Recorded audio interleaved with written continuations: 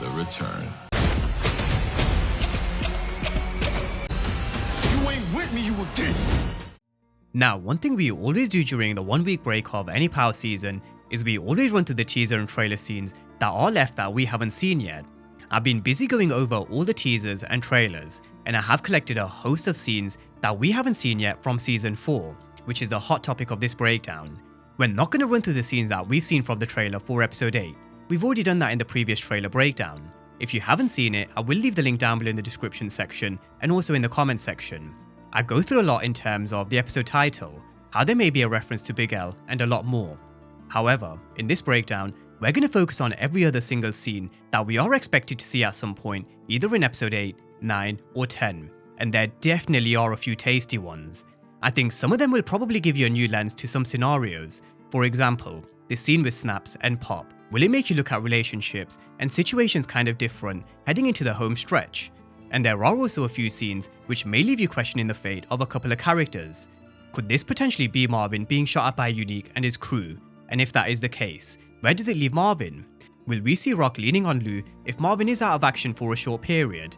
Because I still don't think Marvin will die in season 4. I think he's still got a huge part to play going forward. But we're definitely going to get to that a bit later on in this breakdown.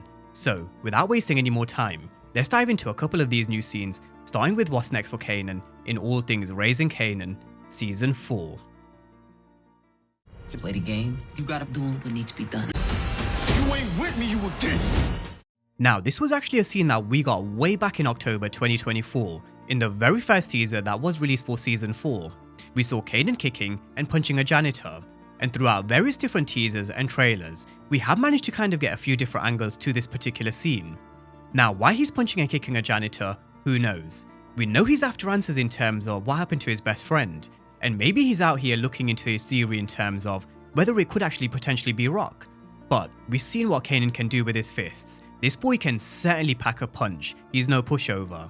We have seen it across a few scenes in Raising Kanan, with Freddie Williams, and also how he wasn't afraid to step up to Scrappy back in season 1. But maybe Kanan's working on a new lead that he's heard from someone. Maybe they've mentioned that they last saw Famous here, and Kanan's come here looking for answers, where the janitor kind of says something which Kanan may not like. We know he's going to be on the hunt. We know he ain't going to rest until he finds out the truth. And I wouldn't be surprised if this is something to do with Famous, with him just looking to see whether his theory is true or not. We've also got him flipping some papers and whatever's on this table at his old apartment. It definitely is his old apartment, because you can definitely tell by the sofas and the table that was sat here back in 406. Now, why he's actually pissed off, there could actually be a couple of reasons. There's the Famous situation, Joyce Thomas's death. We still need to see his reaction to him losing his grandma. I still feel there's something that will probably happen with Crystal, either in episode 8, 9 or 10. I still feel Kanan needs to lose more loved ones. I do think he needs to lose the one person he seems to be able to trust and confide in. But let's not forget, there's also the issue with OC. He's definitely going to still be on the hunt for OC, because I do think he is going to realise it's no coincidence that his money's gone missing at the same time as OC. Now, I do have a very sneaky suspicion OC is probably out of here. Either he's taken the money and he's gone and disappeared, because we did kind of get an inkling he was also a drug addict, or he's given the money to Unique and he's made him disappear. Who knows? Who knows whether we're going to see him again? But we are going to start to see Kanan turn in episode 8, 9 and 10. He is done playing games. He's on a revenge mission. He wants to make people pay. But he's also going to want to continue building his operation at the same time. So, with that being said, there's also a scene with Kanan meeting Snaps and Pop, which of course is no surprise. They are technically in business together, because Snaps and Pop did make an investment in Kanan's operation. But this meeting definitely looks interesting, or at least Kanan definitely does look intrigued.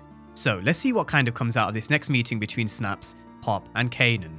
So moving on to the scene where we see Kanan at someone's grave. Now, I mentioned before Kanan does need to learn about Joyce's death, but I also said in my trailer breakdown for episode 8, I wouldn't be surprised if there was a few weeks time jump. But Fees did mention that it is going to take a month to get Rock her product, which we will see in episode 8. So, you may be kind of talking a jump of maybe 3 to 4 weeks, where in that time, they may have already had Joyce's funeral. So, Kanan may be at Joyce's grave, maybe Famous's grave, or maybe even Detective Howard. I think if I were probably to guess on one of those, I'd probably lean more towards Joyce or maybe Famous. Either way, he is going to be hurting a lot going forward, from Joyce's death, Famous's death, and I still do think Crystal is definitely one to watch. You ain't with me, you against me. Now we've also got him here mentioning, if you ain't with me, you're against me. Although we can't see who he's speaking to, they've got the scene of Rock where she sees Unique in 406, maybe hinting at the fact that he's speaking to Rock. But with these teasers and trailers, the way they kind of cut these scenes and have these voiceovers overlaying certain scenes, it's always very difficult to tell. But one thing we can definitely know for sure, whoever's on the other end of this conversation will definitely have a decision to make. Are they with Kanan or against him? Now, with that being said, I do think that wraps up all the scenes with Kanan Stark, so let's move on to a few with Snaps and Pop. Now, this is the one which I'm really interested in. Back in the original trailer, we did see a shot of a meeting that was going down on a rooftop, although it was quite difficult to tell at the time who the players were. But from various other teasers and trailers that have been released since, I think it's probably safe to say it is Snaps and Pop, where it does seem like they're meeting a couple of law enforcement officers, also looking like they're kind of facilitating a potential alliance, another business partnership, or a meeting of some sort. Now, earlier in the week I did mention a potential link up between Unique and Kanan, how it could potentially be on the horizon, with the one party that could potentially make that happen that are connected to both is Snaps and Pop. The only person that we've seen wearing a green jacket as well in season 4 is Kanan, that was back in 401, although we don't know who this is on the right. It may be Unique, it may be someone different, that's just an observation. One thing we definitely do know for sure, Snaps and Pop will continue mentoring Kanan, because they're looking at him as someone they can nurture, put on the right path in terms of being a real money making machine for them, especially if he is going against Rock. So Snaps and Pop's role in whatever happens going forward will definitely be interesting. I will go through the hot topic of a theory of Snaps and Pop potentially being involved in Famous's murder, because there are a lot of you who have asked the question, so we'll definitely dig into the evidence, facts and findings, kind of the motives for and against, just like we've done with previous investigations. But with that being said, let's move on to a few scenes with Rock. Now, we've got Rock looking a bit surprised. I do think this may potentially be at her transportation business, which is now run by David. We know she told Marvin after he killed Terry, David was going to be his responsibility. But whatever's happened here, it really doesn't look good based on Rock's reaction. And I really do expect things to just go from bad to worse for the Thomases. However, I do think she is going to hit back. Originally when we saw this teaser that was released back in October 2024, we saw the Chinese restaurants being burned down, and first, I thought it may actually be Unique hitting Rock's operation and burning down her Chinese restaurants. But based on the conversations in 407, we do know Quan is probably most likely already using his family ties and his connections with Erwin to take control back. So I wouldn't actually be surprised if this is actually a move from the Thomases, where they begin to hit Quan and Unique back, just like we're going to hear Rock mention. In this game, you gotta do what needs to be done. And then there's of course the scene with her and Lou. So let's talk about Lou and then we'll come to Marvin. Now we do know Lou is going to be getting back into the game. If Rock needs him, he's definitely going to be there. But elsewhere with Lou's character, he does have a bit of an issue with B. Rilla. We recently went through this in a bit more detail with how he's been in trouble since the moment Lou helped him in 402. He's been stepping up to Lou, robbed Mr. Gelfand's property which he gave to some tenants, and this business relationship honestly is just a ticking time bomb. So we've got Lou here not looking happy at all, but my question going forward is, when will Lou lose his patience? Because he has been very patient so far, but he is also wearing very thin. But let's move on to all things Marvin. Now with Marvin, when Powell returns, we know he's going to be back in the thick of the action.